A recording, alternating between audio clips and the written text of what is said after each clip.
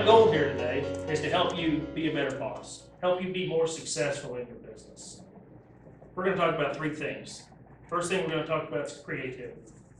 I think it's critical, especially in a market like we have today, to be more creative. Since you're your own boss, you have that luxury.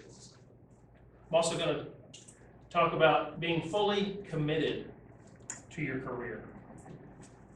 The clients that I coach, that's an issue that I see quite a bit.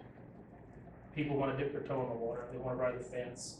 They're going to try it out for a while, and if it doesn't work, I'll go do something else. But if it does work, then I'm really going to get involved in this business.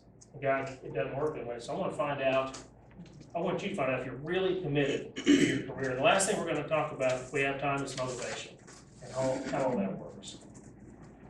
But let's get started. What is the one thing you have to have if you're going to be successful being your own boss? Winning attitude. Winning attitude, okay. Anything else? Income. Commitment? What'd you say? Income.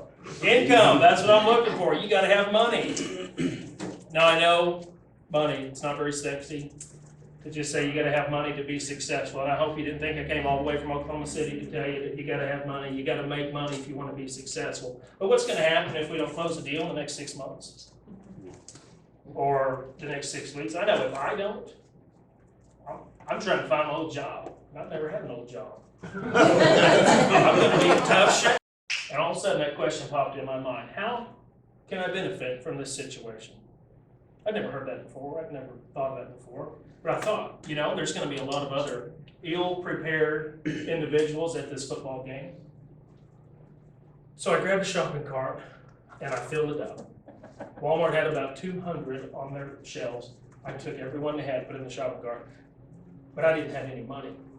I'm a freshman in college. Probably never seen $200 as a freshman in college. But my parents had given me a credit card my first day in college. And they said, Nick, this is for emergencies only. And my dad took the card out of my hand and he said, Nick, you don't know if it's an emergency. It's not. It's emergencies only. So I'm standing in Walmart and I'm trying to figure out, is this an emergency? And what I decided was, I can't think of a single scenario where someone would need 200 pocket ponchos and it not be considered an emergency. I bought these ponchos, and I've got 2 Walmart bags full, and I go into the football game, and I stand inside the gate, and I start selling these things for $5 a piece. Little profits, not illegal. And at first I wasn't selling any. 88 cents a stamp on the back. That's a tough sell.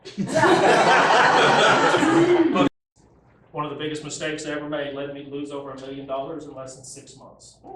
I had to fire over 100 employees right before Christmas. That was a bad day. That was a bad day for me, and it was a bad day for my employees. Those employees lost their jobs, not because of anything they've done, but because of mistakes I had made. Sir, what's your name? Gordon. Gordon, okay. So Gordon's a Chiefs fan. Now you go to every home game, don't you? Almost. I'm gonna work with me. You go to every home game. He goes to every home game. I've given this talk recently, and my wife was in the audience. She usually doesn't listen to me speak. She usually doesn't like to because I talk a lot about her. And we were driving home, and she said, Nick, I just wish you would tell that story. And I said, well, what story? She says, oh, the one about Cruz's eye. And I said, well, that's like the best story I've got. That's a good story. She's like, well, do you really need to tell? I said, it's in the book already. People are going to hear it. She said, oh, it just makes me sound so bad.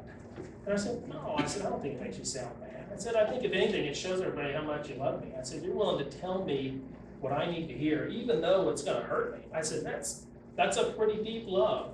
She was real quiet. She said, I don't know how to tell you this, Nick. But she said, I wasn't telling you those things out of love. She said, we were broke. You were failing us as a provider. I said, let's not relive it. So let's do this again. I want you to get loose. You know, it's a pretty good warm up. I want you to get one of those little Gatorades, not a big one. I don't want you to be waterlogged. Drink a little Gatorade, get back to the 50-yard line. This time, same race, same opponent. We're going to change the motivation. This time, the winner gets nothing.